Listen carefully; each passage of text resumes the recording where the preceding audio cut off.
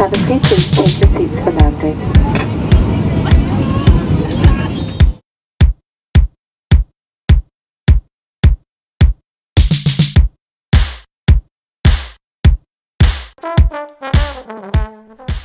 Hi guys, well, we're going straight in today.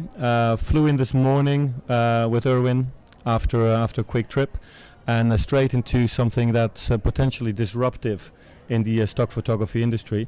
I'm here with Pixxars, a crowdsourcing tool for photography generation, and we're going to have a quick chat. We watched a presentation earlier today, and which we'll share some items of, and I just want to go a little bit deeper into what you guys are doing, how this could be disruptive, what's different about it, and generally how you're gonna envision changing things in the photography business. Charlie, let me start with you. Can you just give us a brief description of what Pixxars is? Pixxars is one way to get photos. The normal way is to ask a photographer, to brief a photographer, and he does the photo. The second way is to go to image bank and search photos there. Two things have disadvantages. Photos often are too expensive, and the stock photos are often not 100% of that what you want. So Pixxars is the solution for that, because you brief a crowd. I saw in the presentation earlier that you deliberately asked for feedback from the crowd that was there. It was quite an interesting young crowd, I noticed. Handed out papers, and is that really how you see things developing, through the feedback of the crowd? Well, it's a part of the process. We'll have online feedback and feedback here on the exhibition. You come here with quite a big team in Cannes. I've noticed a big stand here, another stand over there. What was the reason for the choice of coming here with such a big delegation?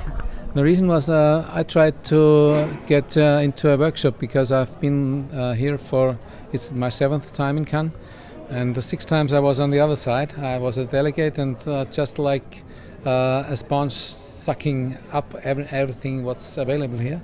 And my daughter was here is over there, the red-haired girl is here with me for the 4th time.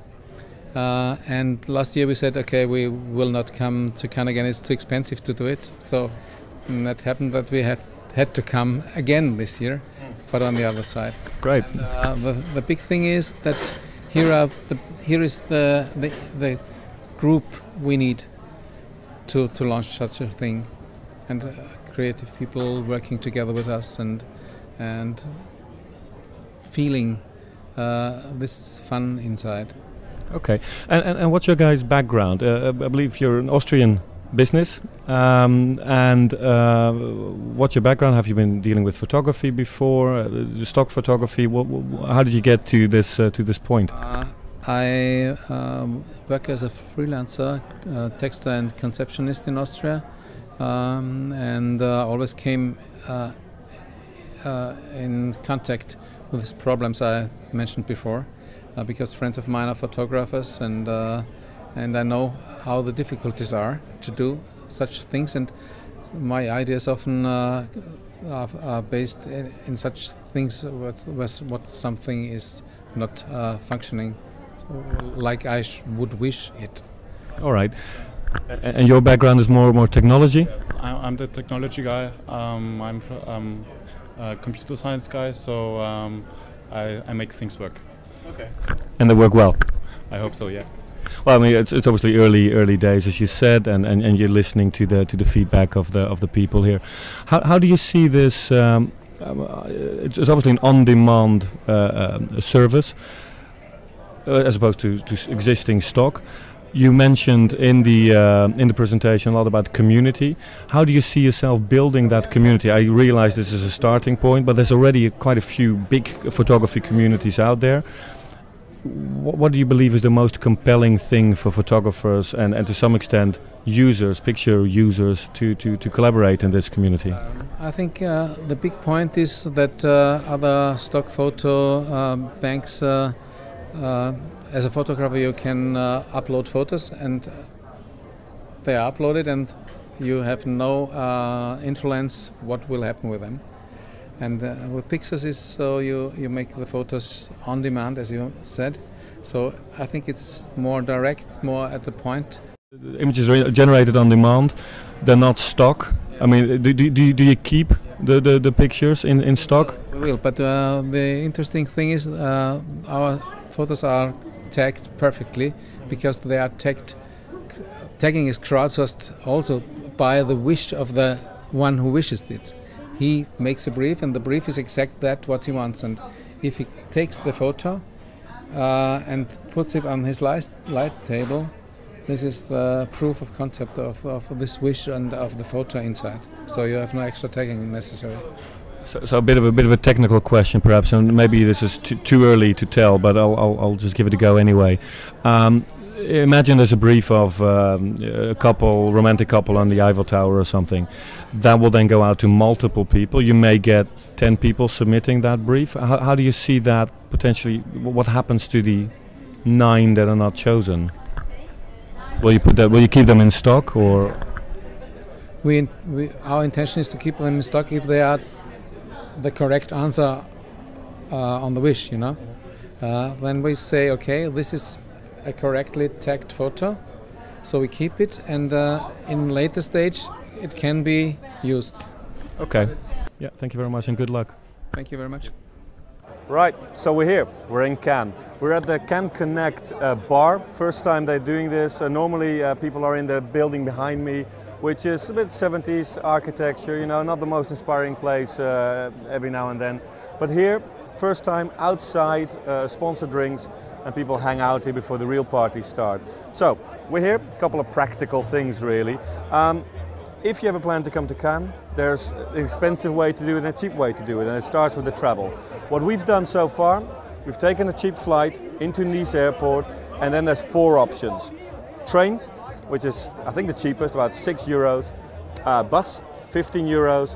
Taxi, quite expensive, 80 euros, lots of people share. And then the summum of it all, which is the helicopter ride, which I believe is about 120 euros. If you can afford it, do it. Plan well ahead because it's always booked out. Flies you straight across the Côte d'Azur to the airport here. It's just the lifestyle of the rich and famous, lovely. We didn't do that. So we arrived about midday, got into our flat and went straight into our first interview. We felt it was important to talk to this company. It's called Pixxars. You've seen the interview before. It's what could be a disruptive business model in the stock photography industry. We've seen many of those. We've seen some succeed, some fail. They're presenting here what they believe is right in the target market of their company and their model, with creatives who they've asked to contribute into their model, into their ideas, future buyers, future contributors. You would have seen it all in the small interview we've done earlier today. From here on, people kind of get out of the festival now, go home, freshen up, and the party start. The immense Fringe Festival that I was talking about in the introduction is now on its way. From about 5 o'clock, people are having drinks all along the crosshead over there after this one, and we'll be joining one or two. Yeah, well, I think what we're going to do is we're definitely going to go to the Dutch Young Dogs, which is the club of Dutch young creatives. They're quite famous. They come in with a bus every year. They do these pitches in the Netherlands, in Amsterdam and thereabouts. The club is based in Amsterdam. They do these pitches to raise money. They rent a bus and they come here, big party, make quite a spectacle here. Again, about 5-6 minutes from here on the beach, they'll be holding their party, one of the first ones of the week, well known and hopefully good fun, and we'll report from there. So we should be looking forward to that one, Erwin.